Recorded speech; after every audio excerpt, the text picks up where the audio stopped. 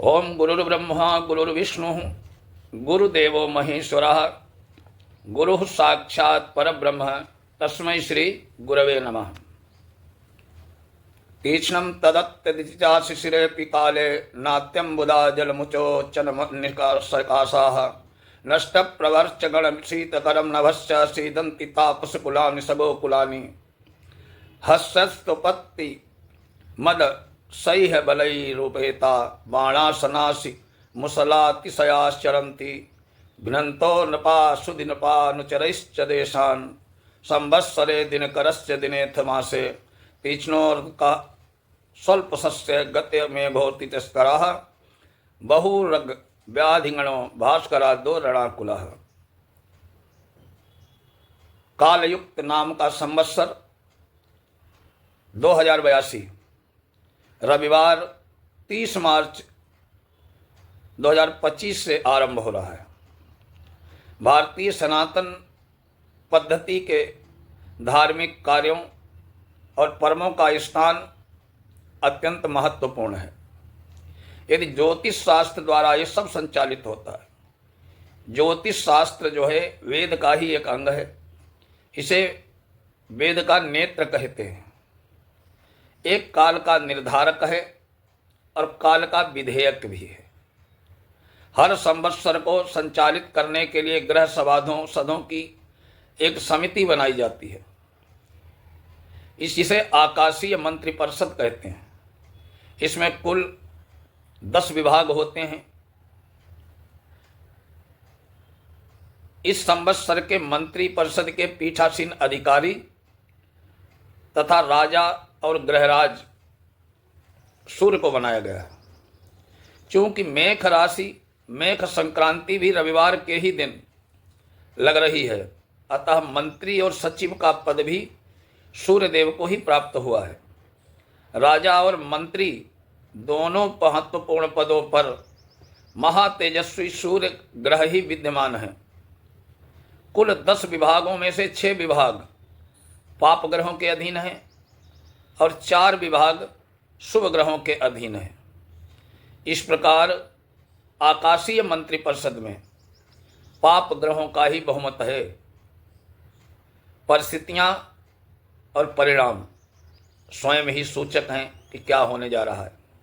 10 में 6 विभाग क्रूर ग्रहों के पास हैं और 4 शुभ के पास, तो बहुमत में तो क्रूर ही हैं, पाप ग्रह हैं। सूर्य के राजा होने के फलस्वरूप पृथ्वी पर सर्वत्र फसलों का उत्पादन कम होगा। मनुष्यों, पशुओं और जंगली जानवरों को भी भोजन जुटाने के लिए कठिनाइयों का सामना करना पड़ेगा। नदियाँ, सरोवर, झील, तालाब सभी सूखने के कगार पर पहुंच जाएंगे। देश के प्रमुख नदियाँ पानी के अभाव में क्षीण होती दिखाई देंगी।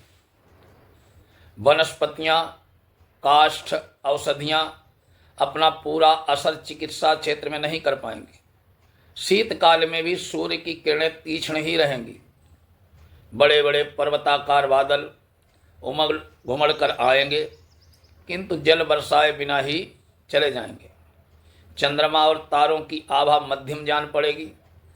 साधु, सन्यासी, तपस्वी और धार्मिक आस्था से जुड़े लोगों को किन्हीं बातों से कष्ट पहुंचेगा।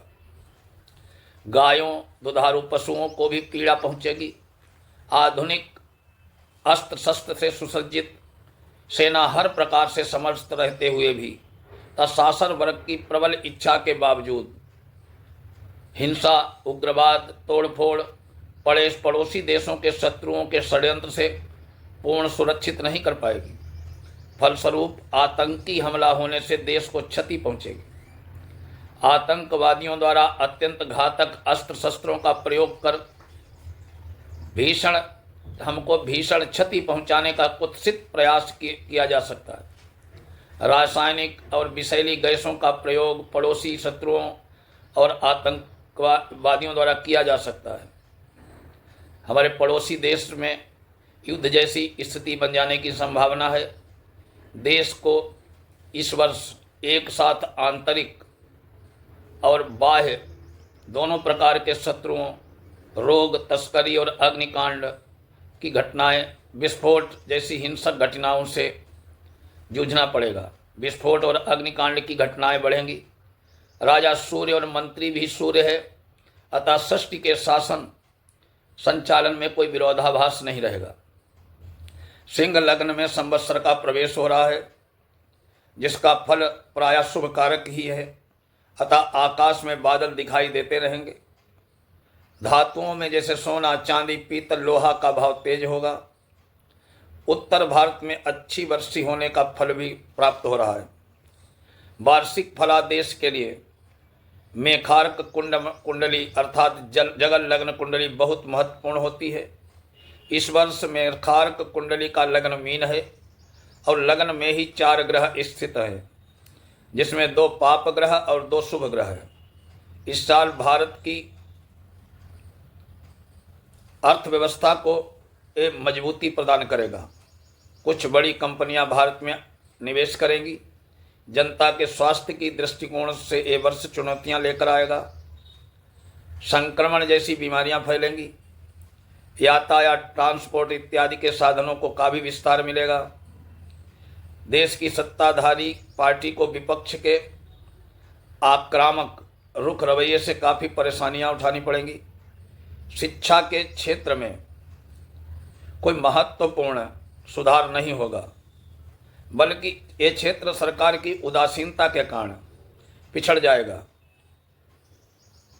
विदेश नीति में विरोधाभास रहेगा। कोई निश्चित पॉलिसी नीति नहीं बन पाएगी। कुल मिलाकर देश की आर्थिक स्थिति बहुत अच्छी रहेगी, परंतु उसका लाभ सामान्य जनता को नहीं मिलेगा। फसलों का उत्पादन संतोषजनक रहेगा। ये संवत्सर 2082 का आकाशीय मंत्रिपरिषद के अनुसार वर्षफल है। नमस्कार।